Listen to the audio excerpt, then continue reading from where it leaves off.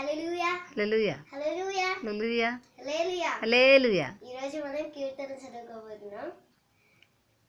కీర్తన 100వ కీర్తన అందరూ తీయాల్సిందిగా కోరుతున్నాను.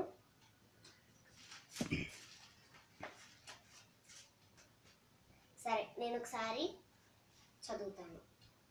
సమస్త దేశములారా యెహోవాకు ఉత్సాహధ్వని చేయుడి, సంతోషంతో యెహోవాను సేవించుడి, ఉత్సాహగానం చేయుచు ఆయన సన్నిధికి రండి.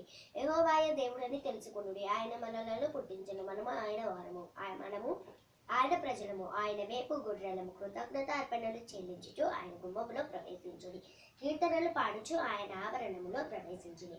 ఆయనను స్తుతించుడి, ఆయన నామమును గణపరచుడి. యెహోవా దయాళుడు, ఆయన కృప నిరంతరముండును, ఆయన సత్యము తరతరములు ఉండును. సమస్త దేశములారా అంటే అన్ని దేశాలు. యెహోవాకు ఉత్సాహధ్వని చేయుడి అంటే ఆయనను ఉత్సాహంగా గణపరచడం. సంతోషంతో యెహోవాను సేవించుడి అంటే సంతోషంగా ఆయనను స్తుతించాలి. ఉత్సాహగానం చేయించు ఆయన సన్నిధికి రండి అంటే చక్కగా ఉత్సాహంగా ఆయన పాటలు పాడుతూ ఆయన సన్నిధికి రావాలి. యెహోవాయే దేవుడని తెలుసుకొనుడి, ఆయన ఒక్కడు మాత్రమే మనకు దేవుడని తెలుసుకోవాలి. ఆయనే మనలను పుట్టించను అంటే ఆయనే మనలను సృజించాడు, ఆయనే మనలను పుట్టించాడు. మనము ఆయన వారము అంటే మనము ఆయన పిల్లలము, ఆయన ప్రజలము.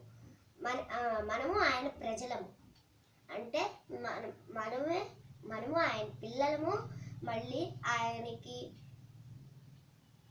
బంధువులు లాంటి వాళ్ళు. ఆయన మేపు గొర్రెలము అంటే ఆయన పిల్లలమని అర్థం. మరి మేపు గొర్రెలము అంటే ఆయన కాపుదలలో మనం కాపాడుతున్నాడు. కృతజ్ఞత అర్పణలు చెల్లించు ఆయన గుమ్మంలో ప్రవేశించుడే అంటే కృతజ్ఞత అర్పణలు అంటే థ్యాంక్స్ చెప్తూ ఆయన గుమ్మంలో ప్రవేశించాలి అంటే ఆయన మందిరంలో ప్రవేశించాలి. కీర్తనలు పాడుచు ఆయన ఆవరణంలో ప్రవేశించుడి అంటే పాటలు పాడుచు ఆయన గుమ్మంలోకి రావాలి. ఆయనను స్తుతించుడి, ఆయన నామమును గణపరచుడి అంటే ఆయన్ని పాటలు పాడుతూ వాక్యాలు చదువుతూ ఆరాధన చేస్తూ